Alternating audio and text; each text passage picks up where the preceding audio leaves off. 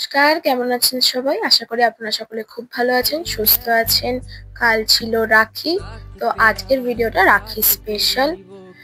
প্রথমেই দেখিয়ে দিচ্ছি, এই যেই প্রথমের ক্লিপটা মাঝের রাস্তায় যাওয়ার সময়। তো চলুন আজ কালকে কি করেছিলাম সেটা দেখাই। প্রথমেই একটা সারপ্রাইজ দিয়েছিলাম, সেটা হচ্ছে দাদাকে। দাদা জানতো না একদম দাদাকে রাখি আজকে বাঁধবো, কালকে বাঁধতাম, সেটা দাদা জানতো না, একদম সারপ্রাইজ ছিল। দাদা তো একদম ইতস্তত বোধ করছিল ঠিকই, কিন্তু আমার মন থেকে অনেক বেশি ভালো লাগছিল, কারণ এই মানুষটা আমার খারাপ সময়ে অনেক পাশে থেকেছে। আমি আমার অনেক নিজের মানুষকেও পাশে পাইনি, এই মানুষটা নিঃস্বার্থ ভাবে আমার পাশে ছিল। এইটুকু তো এই মানুষের জন্য করাই যায়। আর এই যে আমার বাবাই, সবাই ওকে গুল্লু বলেই চেনেন, আমি ওকে বাবাই বলি, আমি ওকে গুল্লু খুব একটা বলি না। ও শুধু আমার ভাই নয়, ও আর একটা আমাদের বাড়ির সবার প্রিয়, সবার আমার মা যখন ছিল মায়ের তো খুব প্রিয় ছিল। আর মিথ্যা বলবো না, ও মাকে চিরটা কাল খুব ভালোবেসেছিল, আর এখনো ভালোবাসে, আমি জানি সেটা। ও তো এসব মিষ্টি টিষ্টি খেতে খুবই ভালোবাসে। তো মিষ্টি দেখে আর অন্য কিছু দেখতে পায়নি। এখানে পার্বতী ওকে ফোঁটা দিয়েছিল, ও পার্বতীকে চকলেট দিয়েছিল, আমাকেও চকলেট দিয়েছিল। পার্বতী এখানে বাবাকে, কাকাকে, সবাইকেই রাখি বেঁধেছিল। আর পিসির সঙ্গে সঙ্গে এখন পার্বতীও বাঁধে।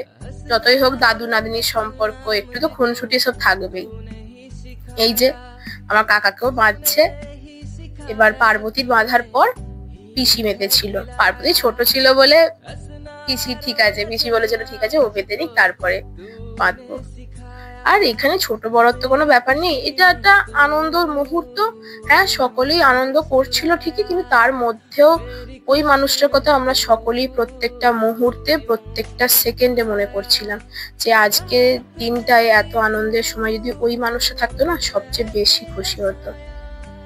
আসলে এখন অনুষ্ঠানগুলো আমরা আনন্দের সঙ্গে ভাবতে পারি না। কোনো অনুষ্ঠান আসবে ভাবলে আমাদের প্রথমে একটু কষ্টই হয়, তারপর এটা ভেবেই এগিয়ে যাই যে কি করা যাবে। ওই মানুষটা তো আমাদের সারা জীবন আনন্দে দেখতে চেয়েছিল।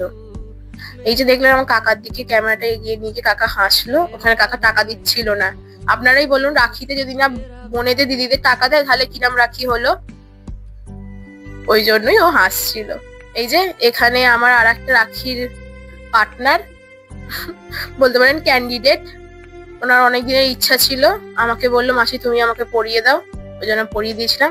তারপরেই আমরা বেরিয়ে গেছিলাম পিসির বাড়ি যাওয়ার জন্য। আসলে ভাই আসতে পারেনি, ভাইয়ের এতই কাজের চাপ যে ভাই যেহেতু ঘর থেকে কাজ করে, তো ঘরে বসে কাজ হলেও বাইরে তো বেরোতে পারে না, তাই চলে গিয়েছিলাম পিসির বাড়িতে। আমার পিসির বাড়ি বরগাছিয়া, বরগাছিয়ার একটু পরে।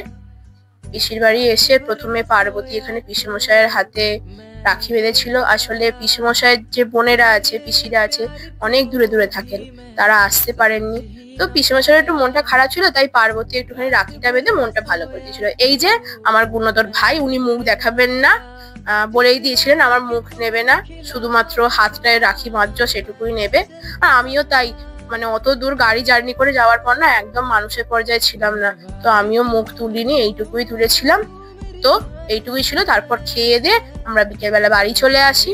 তো আজকের ভিডিওটা এইটুকুই ছিল। কেমন লাগলো আমাকে অবশ্যই জানাবেন। টাটা।